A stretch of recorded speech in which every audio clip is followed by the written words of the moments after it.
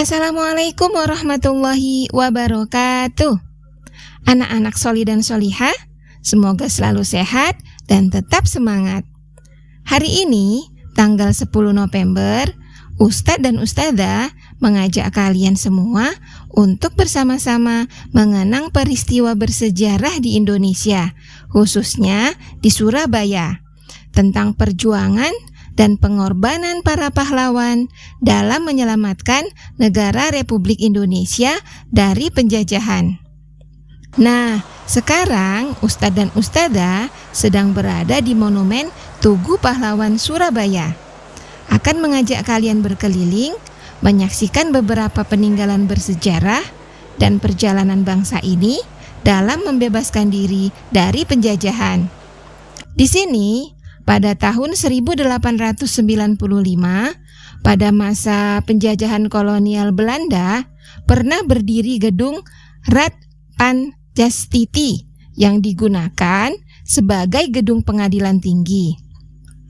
Kemudian, pada tahun 1942, saat penjajahan kolonial Jepang, berfungsi sebagai markas Kompetai atau polisi militer Jepang.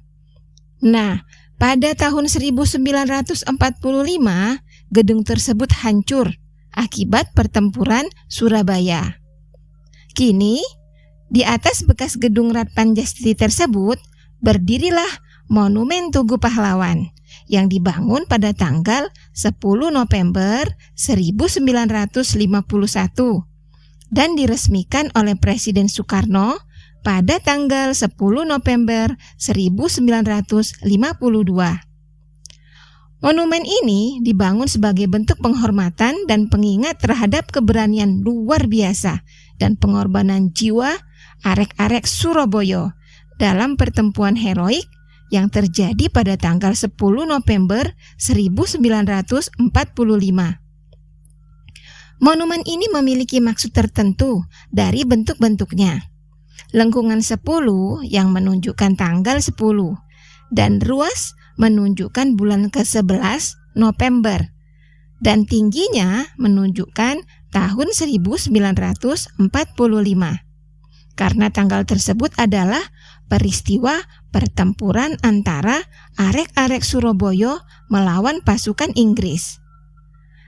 Kalian bisa mengunjungi Tugu Pahlawan setiap hari, namun paling ramai pada hari Ahad bersamaan dengan adanya Car Free Day di sekitar Tugu Pahlawan.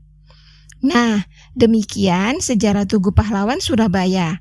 Semoga membuat kita menghargai perjuangan para pahlawan dan semakin mencintai negara Republik Indonesia. Selanjutnya, kita akan bersama Ustadzah Diana berkeliling di Tugu Pahlawan. Wassalamualaikum warahmatullahi wabarakatuh. Assalamualaikum warahmatullahi wabarakatuh. Anak-anak solih-solihah, bagaimana kabarnya? Saat ini bertemu lagi dengan Ustadzah Diana. Saat ini Ustadzah Diana berada di bagian barat Tugu Pahlawan 10 November Surabaya. Bisa kalian lihat nak, di belakang Ustadzah ini ada gambar mural yang menghiasi tembok bagian barat Tugu Pahlawan. Anak-anak, untuk karya mural dan patung yang ada di sini dibuat oleh sejumlah seniman Surabaya. Pembuatan mural sejarah perjuangan di kawasan Tugu Pahlawan Kota Surabaya ini dimulai pada tahun 2020.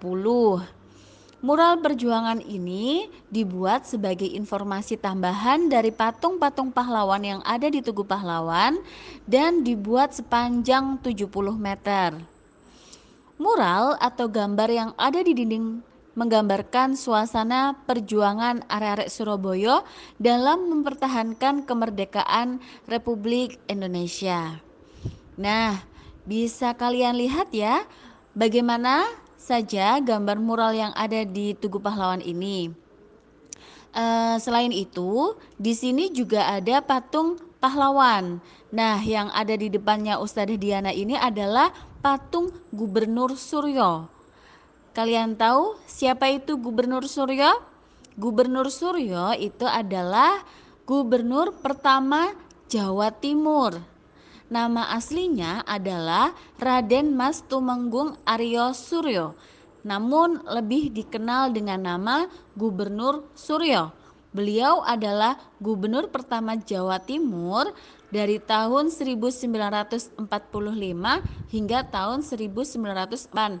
Jadi 3 tahun menjadi gubernur Jawa Timur. Nah, selanjutnya kita bisa lihat gambar mural dan patung yang lainnya ya.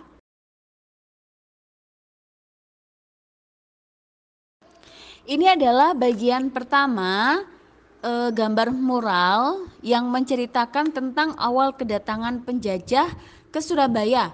Dan di sini juga digambarkan bahwa rakyat pribumi pun bersatu melawan penjajah.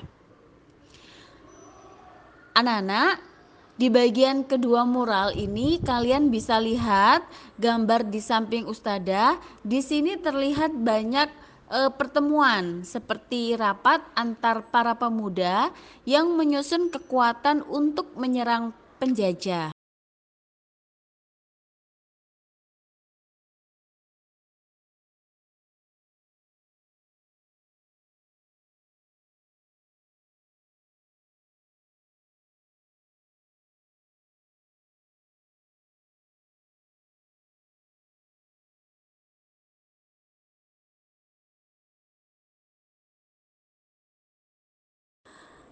Untuk bagian ketiga atau bagian akhir gambar mural di Tugu Pahlawan 10 November Surabaya banyak menceritakan tentang aksi perjuangan Bung Tomo.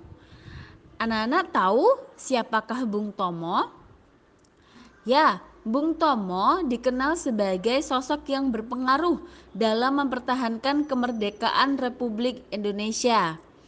Ia berperan penting dalam membangkitkan semangat pejuang Indonesia dalam melawan sekutu melalui pidato-pidatonya. Di sini terlihat ya bagaimana sepak terjang Bung Tomo dalam berjuang dan membangkitkan semangat juang para pemuda yang lainnya.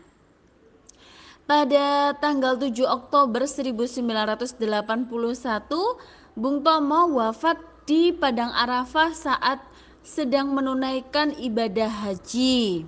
Nah, Bung Tomo ini satu-satunya jenazah yang boleh dibawa pulang ke tanah air. Namun Bung Tomo tidak dimakamkan di Taman Makam Pahlawan melainkan di tempat pemakaman umum Ngagel Surabaya.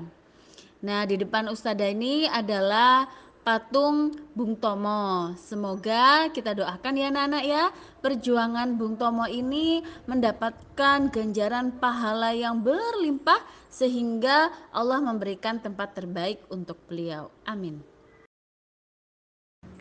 Berkunjung ke Museum 10 November rasanya kurang pas jika kita belum melihat satu persatu barang bersejarah peninggalan para pahlawan.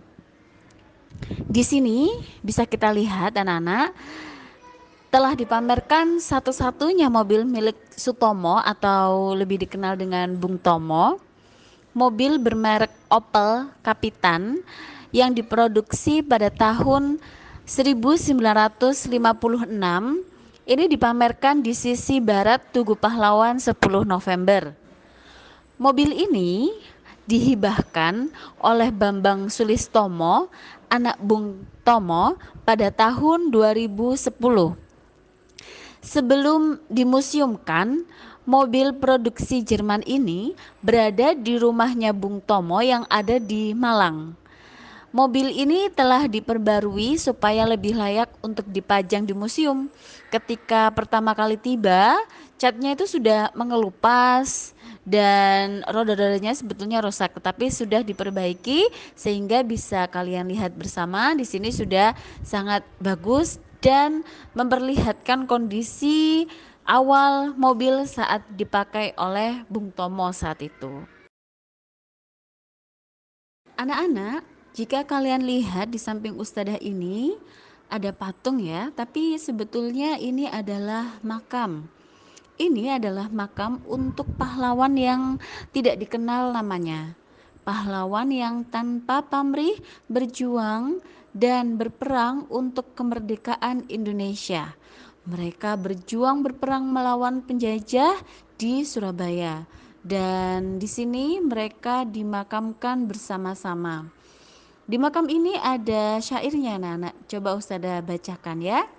Di sini kau tidur dalam keabadian tanpa batas, sebagai pahlawan yang tak dikenal, karena gugur saat berjuang tanpa pamrih untuk membela bangsa dan negara, menjadi satu dalam pusara tanpa nama. Masya Allah, banyak sekali pahlawan yang berjuang tanpa mengharapkan balasan. Bahkan mereka tidak diketahui namanya satu persatu. Anak-anak, mari kita doakan para pahlawan ini yang tidak dikenal di dunia tetapi insya Allah dikenal di akhirat, supaya amal ibadahnya diterima oleh Allah Subhanahu wa Ta'ala. Amin. Nah, anak-anak, sekarang Ustazah sudah memasuki wilayah ruangan Museum Tugu Pahlawan 10 November Surabaya. Di sini banyak sekali gambar dan foto tentang perjuangan para pahlawan. Seperti yang ada di samping Ustazah, ini adalah gambar lukisan ya tentang perjuangan di Surabaya, itu tepatnya di depan Hotel Yamato atau sekarang dikenal dengan Hotel Majapahit. Dan di depannya Ustazah ini ada banyak sekali foto-foto saat pembangunan Tugu Pahlawan, peletakan batu pertama, dan juga ada tentang kondisi Surabaya tempo dulu. Nah, bisa kalian saksikan bersama ya.